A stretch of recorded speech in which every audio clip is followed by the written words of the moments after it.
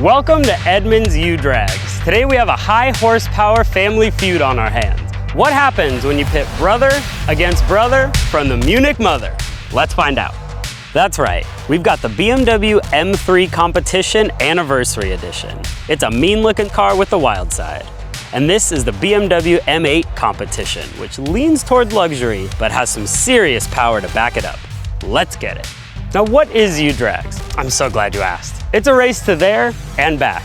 You see, at Edmunds, we love to test cars, and we came up with this not so scientific way of doing so that we call U-Drags. We're gonna take these two bright, crazy looking BMWs, send them all the way down the track where they're gonna get hard on the brakes, turn around and come back. That means we're getting a quarter mile, hard braking, handling, and a rolling start all in one race. And after the first race, we're gonna swap drivers and lanes to make sure everybody gets a fair shot. And if you want to see more M-powered madness on the track, do us a favor, like and subscribe. And if you want to sell your car, head over to edmunds.com/sellmycar. First, let's talk M3. The M3 Competition 50 Jahre celebrates 50 years of BMW motorsport. It gets special colors, including this crazy orange. There's only 500 of them, but what really matters is 503 horsepower and 479 pound-feet of torque. It also has an M Sport differential to put the power down. Nice. But the M8 Competition has all that and more. How about a twin-turbo V8 with 617 horses and 553 pound-feet? How about them apples? And since both of these are all-wheel drive, the biggest difference here is the weight. The M8 is a real porker. Will that make a difference and hand the M3 a victory? Or is all that power in the M8 about to put an end to its little brother's dreams? To figure out which is fastest, we have our very own Edmunds hot shoes, Kurt and Reese. I'm here in the BMW M3 Competition, the fastest, most powerful version of the M3 yet. We're gonna go through the launch sequence. So I'm going to tap the M button till I get in my most aggressive setting. Now that's DSC, traction, stability control, all disabled, but I do keep four-wheel drive on. I'll put it in sport transmission, press the brake, and then press the gas, and I'll get a little notification, and there we go. Ooh, heavy hitter, BMW M8 Competition. Gotta use launch control in this. It's fairly straightforward. You gotta make sure that you're in the right mode. And then in order to activate it, you have to press and hold ESC till it is off. Put it in drive. Make sure you're in the hardest shifting mode, which are 3 bars on the IP that light up, and that you're in first gear. And you press your foot on the brake, press your foot on the gas, and let it rip. And this car is gonna rip off the line. We did test one of these, I think, last year, and the front wheels spun. Even though it's four-wheel drive, it still struggles for traction because it's so powerful. Air temperatures are slightly cool, track temperature slightly cool. It's concrete, it's not asphalt. So this could be the closest race we've had in a long time. 5, 4, 3, 2, 1. Oh man! Launch control didn't activate, but I don't need it. Except on that shift.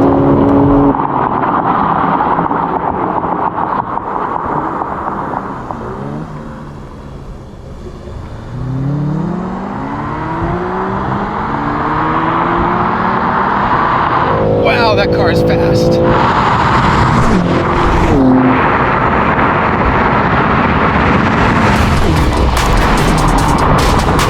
Can't beat 600 something horsepower V8 and all-wheel drive. Good Lord. Wow, that car is fast.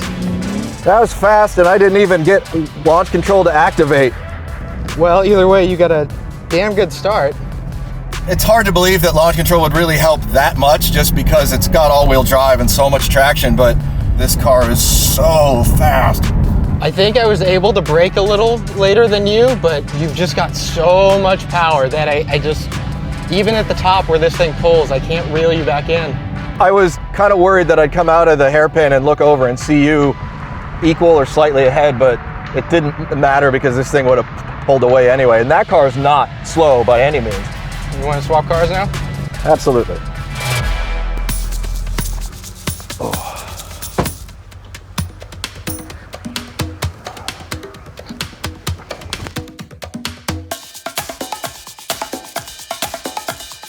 You know, I don't know how I feel going up against that because I just drove that thing and that thing is a weapon.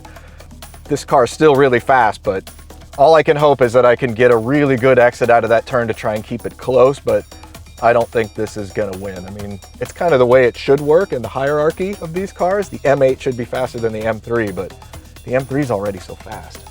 So I am going to try to use launch control. They tend to be a little finicky with BMWs. Kurt didn't seem to get it to launch with launch control in that last race, but he still won. So that says a lot about just the performance of the car. Let's do this. 5, 4, 3, 2, 1. Oh boy. Yeah! Fast, fast. Look at how fast that thing is. Try and outbrake him, but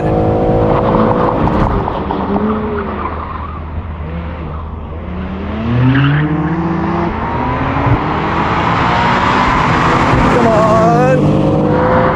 Oh, here he comes.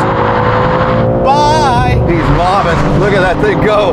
V8 power, man.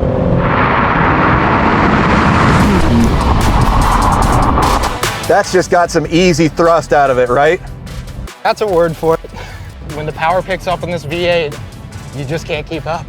It's always great to put two cars in context because this car on its own and against a lot of other cars is a rocket ship. It's real fast and it pulls so hard up top. I love this engine, I love it. But when you put it up against that car, you kind of get a slight reality check where it's like, yeah, this car's fast, that car's fast. We thought these races would be close, and man, we were right. In race 1, the M8 had a better launch, blitzing to 60 in 3.2 seconds. But look, the M3 was just a hair behind at 3.3. Things stayed neck and neck in the quarter mile, with the M8 at 11.3 seconds versus the M3's 11.4. However, the M8 was over 5 miles per hour quicker, hitting 127.6. Even the cornering forces were close. The M8 pulled 1.03 Gs and the M3 0.99. The finish was epic. The M8 completed the race in 33 seconds dead at 139 miles per hour, and the M3 did so in 33.8 seconds at 134.6 miles per hour.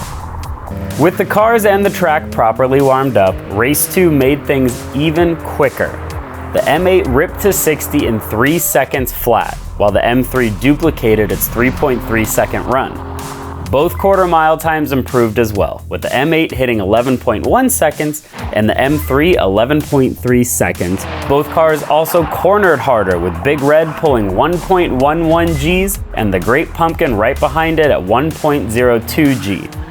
We retreated to another photo finish with the M8's 32.7 second run at 137.5 miles per hour, outpacing the M3, which finished just behind in 32.9 seconds at just shy of 135.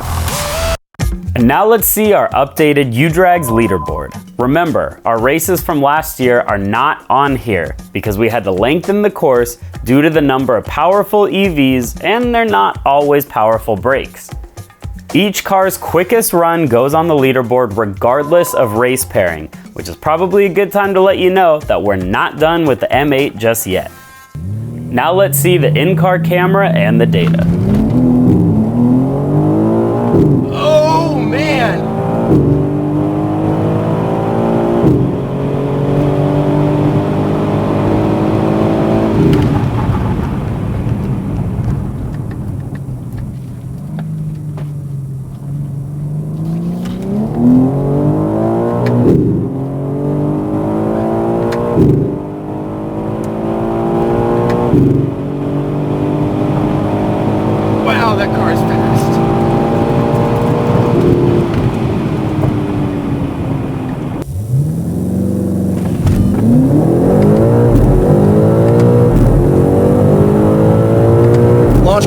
to activate, but I don't need it.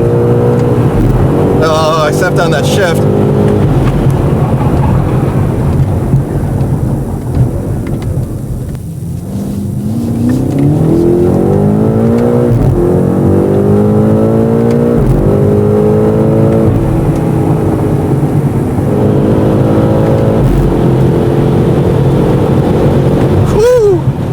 Fast.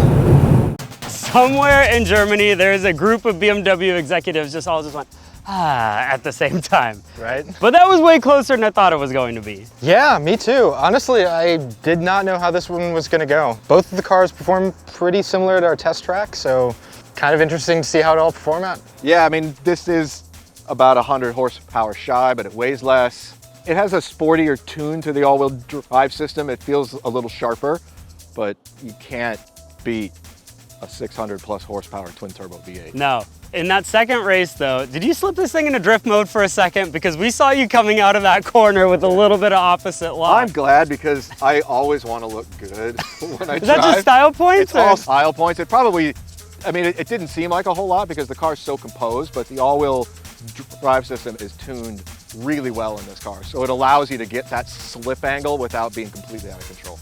That was so fun to watch. We got plenty more where that came from. Be sure to check all these U-Drag races out on the Edmunds YouTube channel, and thanks for watching.